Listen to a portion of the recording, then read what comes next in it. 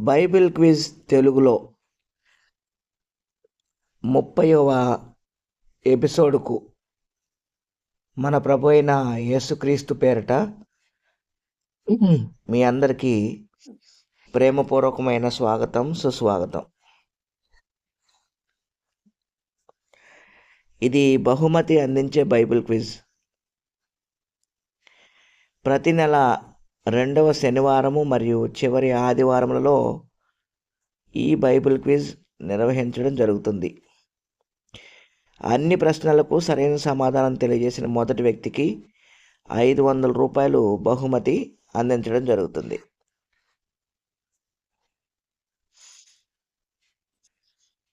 Phone చేయవలసిన number 9553592673. మీరు మీ ఇంట్లోనే ఉండి మీకున్న బైబిల్ పరిజ్ఞానాన్ని మీకు మీరే పరీక్షించుకోవడానికి, దేవునిలో ఆత్మీయంగా ఎదగటానికి, మరింత పరిశీలనాత్మకంగా బైబిల్ని చదవడానికి, పరిశుద్ధ దేవుని జ్ఞానాన్ని మీరు కలిగి ఉండటానికి ఈ బైబిల్ క్విజ్ మీకు ఎంతగానో ఉపయోగపడుతుందని ఆకాంక్షిస్తున్నాం.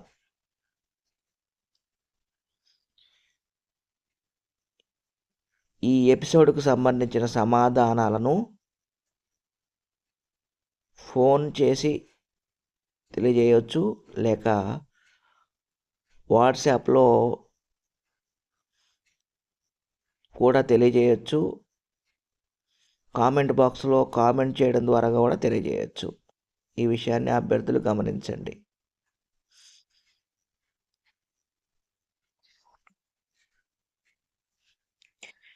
బైబిల్ క్విజ్ తెలుగులో 29వ ఎపిసోడ్ విజేతను ప్రకటిస్తున్నాం.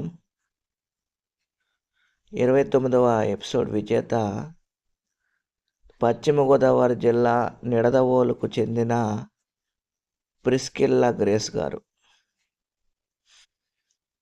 ప్రిస్కిల్లా గ్రేస్ గారు, మీకు మా S&S ఐడియాస్ యూట్యూబ్ ఛానల్ తరపున ఈ కార్యక్రమంలో పాల్గొనుచున్న మా అభ్యర్థులందరి తరపున హృదయపూర్వకమైన శుభాభినందనలు. దేవుని కృప ఎల్లప్పుడూ మీకు తోడుగా ఉండాలని, దేవుని దయకు కనికరమునకు మీరు పాత్రులు కావాలని హృదయపూర్వకంగా ప్రార్థిస్తున్నాము. బైబిల్ క్విజ్ తెలుగులో 29వ ఎపిసోడ్లో పాల్గొని సమాధానాలు తెలియజేసిన మిగిలిన సభ్యులందరికీ కూడా హృదయపూర్వకమైన కృతజ్ఞతలు.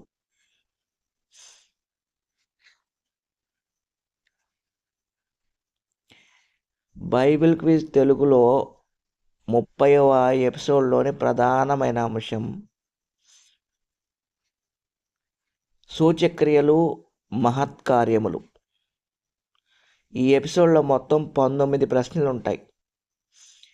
ఈ ప్రశ్నలన్నింటినీ మత్తయి, మార్కు, లూకా, యోహాను సువార్తలు మరియు అపోస్తలుల కార్యముల నుండి మాత్రమే సేకరించడం జరిగింది.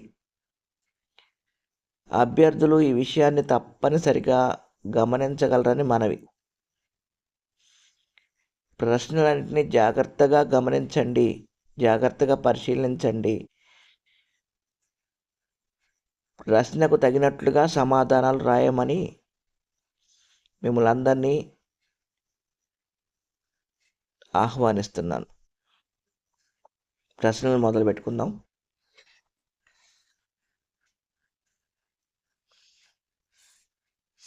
మొదటి ప్రశ్న, 38 ఏండ్ల నుండి వ్యాధి గల మనుష్యుడు స్వస్థపరచబడిన సూచక్రియ ఏ ఊరిలో జరిగింది?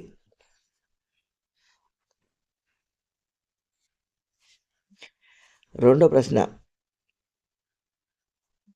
ప్రార్థన చేసి పాటలు పాడుచుండగా చెరసాల తలుపులు తెరవబడి ఖైదీల బంధకములు ఊడిపోయిన సూచక క్రియ ఏ ఊరిలో జరిగింది?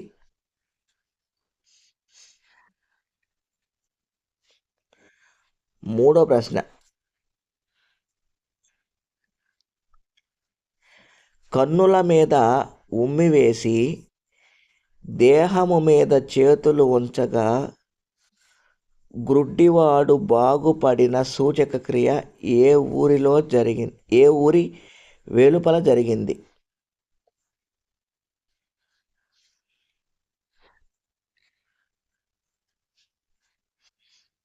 నాలుగో ప్రశ్న, అంజూరపు చెట్టును ఎండిపోవునట్లు చేసిన సూచక క్రియ ఏ ఏ ఊరుల మధ్య జరిగింది?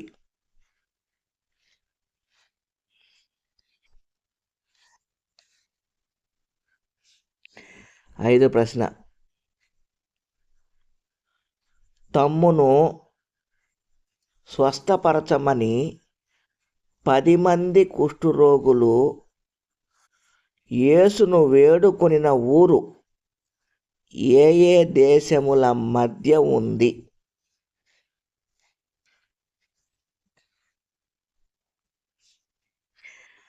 ఆరో ప్రశ్న, ఏ ఊరిలో దేవుడు పౌలు చేత విశేషమైన అద్భుతములు చేయించాడు?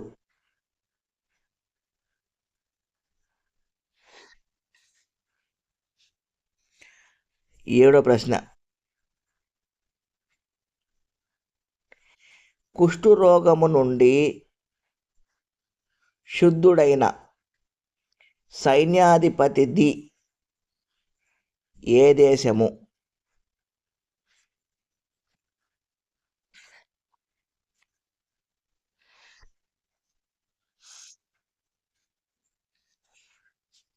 ఎనిమిదో ప్రశ్న, జ్వరము చేత రక్తభేది చేత బాధపడిన వానిని బాగు చేసిన సూచక క్రియ ఏ ఊరిలో జరిగింది?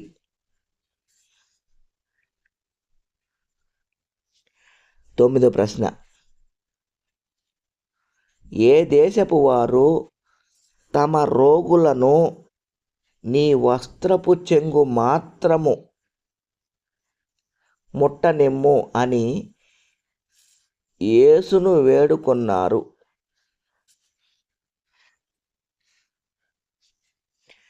పదో ప్రశ్న, ఏక మనసుతో దేవునికి బిగ్గరగా మొర్రపెట్టినప్పుడు వారు కూడి ఉన్న చోటు కంపించిన సూచక క్రియ ఏ ఊరిలో జరిగింది?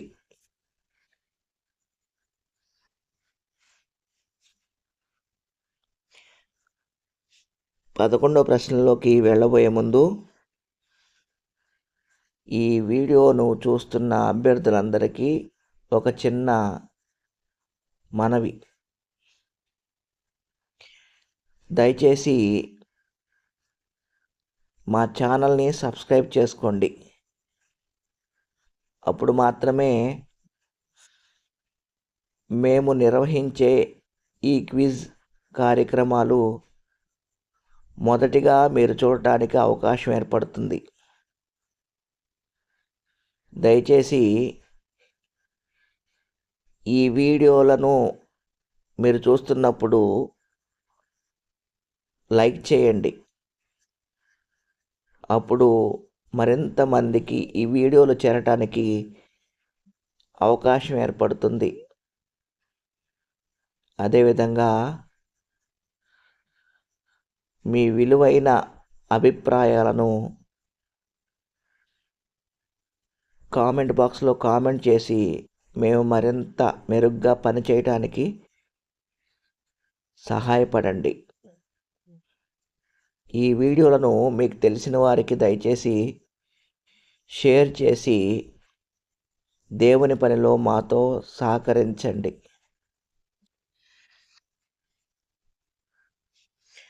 11వ ప్రశ్న, ఏ దేశములో ఏ సముద్రము నొద్ద మోషే సూచక్రియలు మహత్కార్యములు చేశాడు?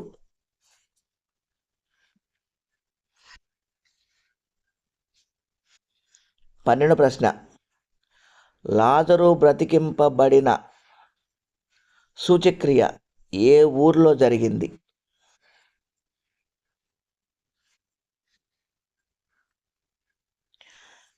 13వ ప్రశ్న, ఫిలిప్పు ఏ ఊరిలో సూచక క్రియలు గొప్ప అద్భుతములు చేశాడు?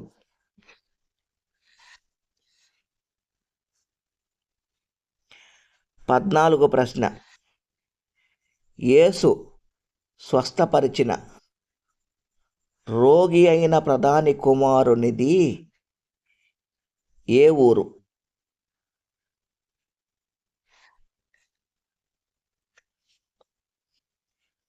15వ ప్రశ్న,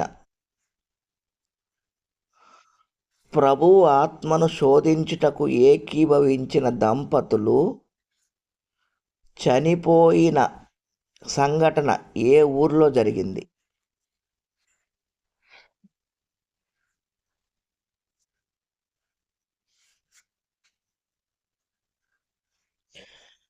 16వ ప్రశ్న, స్టెఫెను మహత్కార్యములను గొప్ప సూచక క్రియలను ఏ ఊరిలో చేశాడు?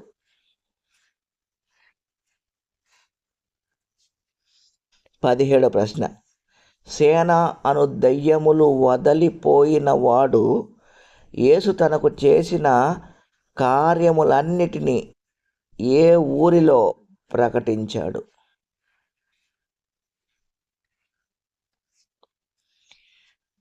18వ ప్రశ్న, రోగులను వీధులలోనికి తెచ్చి మంచములు మరియు పరుపుల మీద ఉంచి వారిలో ఎవని మీదనైనా పేతురు నీడ అయినా పడునట్లు యత్నము చేసిన సంఘటన ఏ ఊరిలో జరిగింది?